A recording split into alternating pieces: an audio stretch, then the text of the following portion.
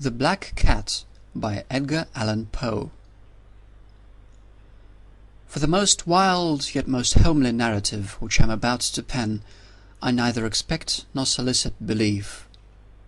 Mad indeed would I be to expect it in a case where my very senses reject their own evidence. Yet mad I am not, and very surely do not dream. But tomorrow I die, and today I would unburthen my soul. My immediate purpose is to place before the world, plainly, succinctly, and without comment, a series of mere household events. In their consequences, these events have terrified, have tortured, have destroyed me. Yet I will not attempt to expound them. To me they have presented little but horror. To many they will seem less terrible than baroque. Hereafter perhaps some intellect may be found which will reduce my phantasm to the commonplace, some intellect more calm, more logical, and far less excitable than my own, which will perceive, in the circumstances I detail with awe, nothing more than an ordinary succession of very natural causes and effects. From my infancy I was noted for the docility and humanity of my disposition. My tenderness of heart was even so conspicuous as to make me the jest of my companions. I was especially fond of animals, and was indulged by my parents with a great variety of pets. With these I spent most of my time, and never was so happy as when feeding and caressing them. This peculiarity of character grew with my growth, and in my manhood I derived from it one of my principal sources of pleasure. To those who have cherished an affection for a faithful and sagacious dog, I need hardly be at the trouble of explaining the nature or the intensity of the gratification thus derivable. There is something in the unselfish and self-sacrificing love of a brute which goes directly to the heart of him who has had frequent occasion to test the paltry friendship and gossamer fidelity of mere man. I married early, and was happy to find in my wife a disposition not uncongenial with my own. Observing my partiality for domestic pets, she lost no opportunity of procuring those of the most agreeable kind. We had birds, goldfish, a fine dog, rabbits, a small monkey, and a cat. This latter was a remarkably large and beautiful animal, entirely black, and sagacious to an astonishing degree.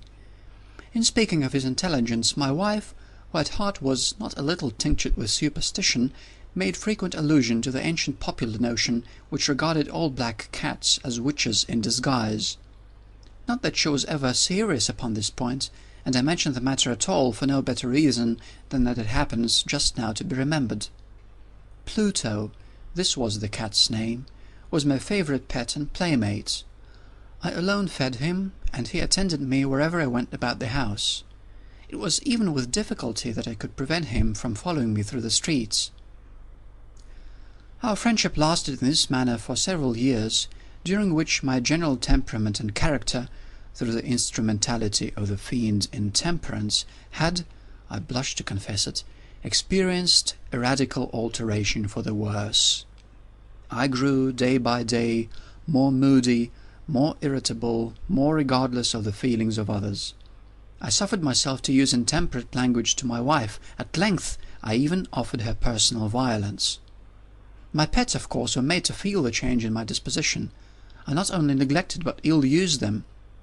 For Pluto, however, I still retained sufficient regard to restrain me from maltreating him, as I made no scruple of maltreating the rabbits, the monkey, or even the dog, when by accident or through affection they came in my way. But my disease grew upon me, for what disease is like alcohol? And at length even Pluto, who was now becoming old and consequently somewhat peevish, even Pluto began to experience the effects of my ill temper. One night, returning home much intoxicated from one of my haunts about the town, I fancied that the cat avoided my presence. I seized him, when in his fright at my violence he inflicted a slight wound upon my hand with his teeth. The fury of a demon instantly possessed me. I knew myself no longer. My original soul seemed at once to take its flight from my body, and a more than fiendish malevolence, gin-nurtured, thrilled every fibre of my frame. I took from my waistcoat pocket a penknife, opened it, grasped the poor beast by the throat, and deliberately cut one of its eyes from the socket. I blush, I burn, I shudder while I pen the damnable atrocity. When reason returned with the morning, when I had slept off the fumes of the night's debauch, I experienced a sentiment half of horror, half of remorse, for the crime of which I had been guilty. But it was at best a feeble and equivocal feeling, and the soul remained untouched. I again plunged into excess, and soon drowned in wine all memory of the deed. In the meantime the cat slowly recovered. The socket of the lost eye presented, it is true, a frightful appearance, but he no longer appeared to suffer any pain. He went about the house as usual, but, as might be expected, fled in extreme terror at my approach. I had so much of my old heart left as to be at first grieved by this evident dislike on the part of a creature which had once so loved me, but this feeling soon gave place to irritation. And then came, as if to my final and irrevocable overthrow, the spirit of perverseness. Of this spirit philosophy takes no account, yet I am not more sure that my soul lives than I am that perverseness is one of the primitive impulses of the human heart, one of the indivisible primary faculties or sentiments which give direction to the character of man. Who has not 100 times found himself committing a vile or a silly action for no other reason than because he knows he should not? Have we not a perpetual inclination in the teeth of our best judgment to violate that which is law, merely because we understand it to be such? This spirit of perverseness, I say, came to my final overthrow. It was this unfathomable longing of the soul to vex itself, to offer violence to its own nature, to do wrong for the wrong's sake only, that urged me to continue and finally consummate the injury I had inflicted upon the unoffending brute. One morning, in cool blood, I slipped a noose about its neck and hung it to the limb of a tree, hung it with the tears streaming from my eyes and with the bitterest remorse at my heart, hung it because I knew that it had loved me, and because I felt it had given me no reason of offence. Hung it because I knew that in so doing I was committing a sin, a deadly sin that would so jeopardize my immortal soul as to place it, if such a thing were possible, even beyond the reach of the infinite mercy of the most merciful and most terrible God. On the night of the day on which this cruel deed was done, I was aroused from sleep by the cry of fire. The curtains of my bed were in flames. The whole house was blazing. It was with great difficulty that my wife, a servant, and myself made our escape from the conflagration. The destruction was complete. My entire worldly wealth was swallowed up, and I resigned myself thenceforward to despair. I am above the weakness of seeking to establish a sequence of cause and effect between the disaster and the atrocity, but I am detailing a chain of facts, and wish not to leave even a possible link imperfect. On the day succeeding the fire I visited the ruins. The walls, with one exception, had fallen in. This exception was found in a compartment wall not very thick, which stood about the middle of the house, and against which had rested the head of my bed. The plastering had here, in great measure, resisted the action of the fire, a fact which I attributed to its having been recently spread. About this wall a dense crowd were collected, and many persons seemed to be examining a particular portion of it with very minute and eager attention. The words "strange," "singular," and other similar expressions excited my curiosity. I approached and saw, as if graven in bas-relief upon the white surface, the figure of a gigantic cat. The impression was given with an accuracy truly marvellous. There was a rope about the animal's neck. When I first beheld this apparition, for I could scarcely regard it as less, my wonder and my terror were extreme. But at length reflection came to my aid. The cat, I remembered, had been hung in a garden adjacent to the house. Upon the alarm of fire, this garden had been immediately filled by the crowd, by some one of whom the animal must have been cut from the tree and thrown through an open window into my chamber. This had probably been done with a view of arousing me from sleep. The falling of other walls had compressed the victim of my cruelty into the substance of the freshly spread plaster, the lime of which, with the flames and the ammonia from the carcass, had then accomplished the portraiture as I saw it. Although I thus readily accounted to my reason, if not altogether to my conscience, for the startling fact just detailed, it did not the less fail to make a deep impression upon my fancy. For months I could not rid myself of the phantasm of the cat, and during this period there came back into my spirit a half-sentiment that seemed, but was not, remorse. I went so far as to regret the loss of the animal, and to look about me among the vile haunts which I now habitually frequented, for another pet of the same species, and of somewhat similar appearance, with which to supply its place. One night, as I sat, half stupefied, in a den of more than infamy, my attention was suddenly drawn to some black object reposing upon the head of one of the immense hogsheads of gin or rum which constituted the chief furniture of the apartment. I had been looking steadily at the top of this hogshead for some minutes, and what now caused me surprise was the fact that I had not sooner perceived the object thereupon. I approached it and touched it with my hand.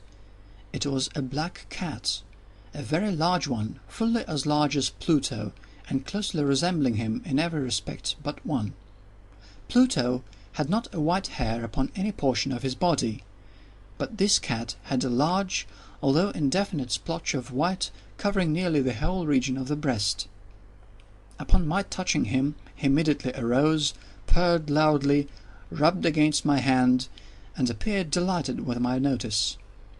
This, then, was the very creature of which I was in search.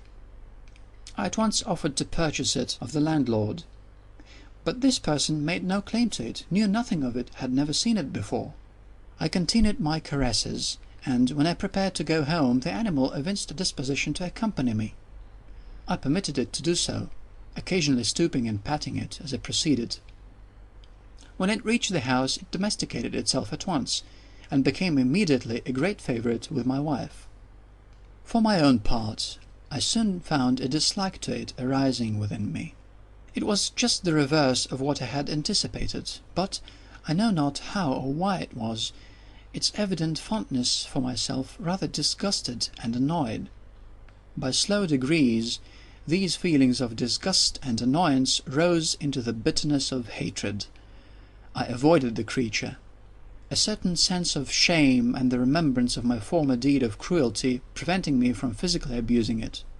I did not for some weeks strike or otherwise violently ill-use it, but gradually, very gradually, I came to look upon it with unutterable loathing, and to flee silently from its odious presence, as from the breath of a pestilence. What added no doubt to my hatred of the beast was the discovery, on the morning after I brought it home, that, like Pluto, it also had been deprived of one of its eyes. This circumstance, however, only endeared it to my wife, who, as I have already said, possessed in a high degree that humanity of feeling which had once been my distinguishing trait, and the source of many of my simplest and purest pleasures. With my aversion to this cat, however, its partiality for myself seemed to increase. It followed my footsteps with a pertinacity which it would be difficult to make the reader comprehend. Whenever I sat, it would crouch beneath my chair, or spring upon my knees, covering me with its loathsome caresses. If I rose to walk, it would get between my feet, and thus nearly throw me down, or, fastening its long and sharp claws in my dress, clamber in this manner to my breast. At such times, although I longed to destroy it with a blow, I was yet withheld from so doing, partly by memory of my former crime, but chiefly, let me confess it at once, by absolute dread of the beast. This dread was not exactly a dread of physical evil, and yet I should be at a loss of how otherwise to define it. I am almost ashamed to own, yes, even in this felon's cell I am almost ashamed to own that the terror and horror with which the animal inspired me had been heightened by one of the merest chimeras it would be possible to conceive. My wife had called my attention more than once to the character of the mark of white hair of which I have spoken, and which constituted the sole visible difference between the strange beast and the one I had destroyed. The reader will remember that this mark, although large, had been originally very indefinite, but by slow degrees nearly imperceptible, and which a long time my reason struggled to reject as fanciful, it had, at length, assumed a rigorous distinctness of outline. It was now the representation of an object that I shuddered to name, and for this, above all, I loathed and dreaded, and would have rid myself of the monster had I dared. It was now, I say, the image of a hideous, of a ghastly thing, of the gallows.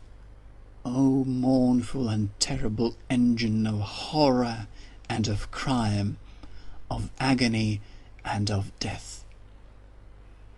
And now was I indeed wretched beyond the wretchedness of mere humanity, and a brute beast whose fellow I had contemptuously destroyed, a brute beast to work out for me, a man fashioned in the image of the high God, so much of insufferable woe. Alas! Neither by day nor by night knew I the blessing of rest any more. During the former the creature left me no moment alone, and in the latter I started hourly from dreams of unutterable fear to find the hot breath of the thing upon my face, and its vast weight, an incarnate nightmare that I had no power to shake off, incumbent eternally upon my heart. Beneath the pressure of torments such as these, the feeble remnant of the good within me succumbed. Evil thoughts became my sole intimates, the darkest and most evil of thoughts. The moodiness of my usual temper increased to hatred of all things and of all mankind, while from the sudden, frequent, and ungovernable outbursts of a fury to which I now blindly abandoned myself, my uncomplaining wife, alas, was the most usual and the most patient of sufferers.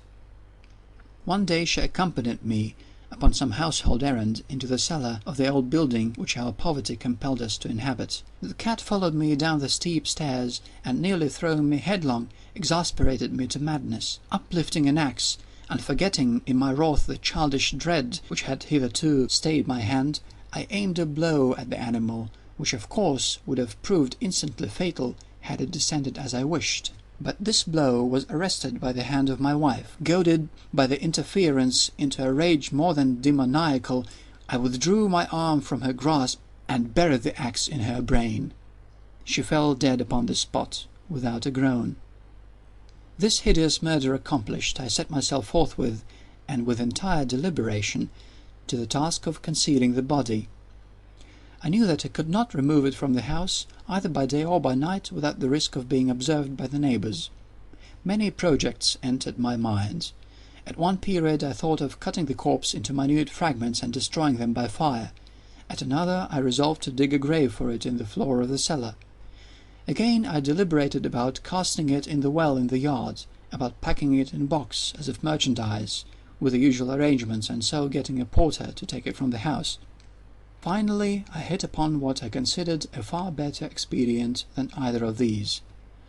I determined to wall it up in the cellar, as the monks of the Middle Ages are recorded to have walled up their victims.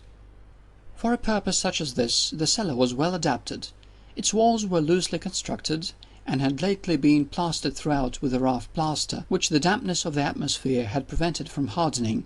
Moreover, in one of the walls was a projection caused by a false chimney or fireplace that had been filled up and made to resemble the rest of the chamber. I made no doubt that I could readily displace the bricks at this point, insert the corpse, and wall the whole up as before, so that no eye could detect anything suspicious. And in this calculation I was not deceived.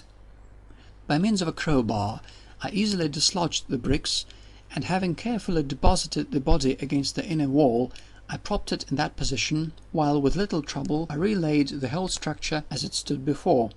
Having procured mortar, sand, and hair, and every possible precaution, I prepared a plaster which could not be distinguished from the old, and with this I very carefully went over the new brickwork. When I had finished, I felt satisfied that all was right. The wall did not present the slightest appearance of having been disturbed. The rubbish on the floor was picked up with the minutest care. I looked around triumphantly, and said to myself, "Here at last, then, my labour has not been in vain." My next step was to look for the beast which had been the cause of so much wretchedness, for I had at length firmly resolved to put it to death. Had I been able to meet with it at the moment, there could have been no doubt of its fate, but it appeared that the crafty animal had been alarmed by the violence of my previous anger, and forbore to present itself in my present mood. It is impossible to describe or to imagine the deep, the blissful sense of relief which the absence of the detested creature occasioned in my bosom. It did not make its appearance during the night, and thus, for one night at least, since its introduction into the house, I soundly and tranquilly slept. I slept even with the burden of murder upon my soul. The second and the third day passed, and still my tormentor came not. Once again I breathed as a free man. The monster in terror had fled the premises forever. I should behold it no more. My happiness was supreme. The guilt of my dark deed disturbed me but little. Some few inquiries had been made, but these had been readily answered. Even a search had been instituted, but of course nothing was to be discovered. I looked upon my future felicity as secured. Upon the fourth day of the assassination, a party of the police came very unexpectedly into the house, and proceeded again to make a rigorous investigation of the premises. Secure, however, at the inscrutability of my place of concealment, I felt no embarrassment whatever. The officers bade me accompany them in their search. They left no nook or corner unexplored. At length, for the third or fourth time, they descended into the cellar. I quivered not in a muscle. My heart beat calmly as that of one who slumbers in innocence. I walked the cellar from end to end. I folded my arms upon my bosom and roamed easily to and fro. The police were thoroughly satisfied and prepared to depart.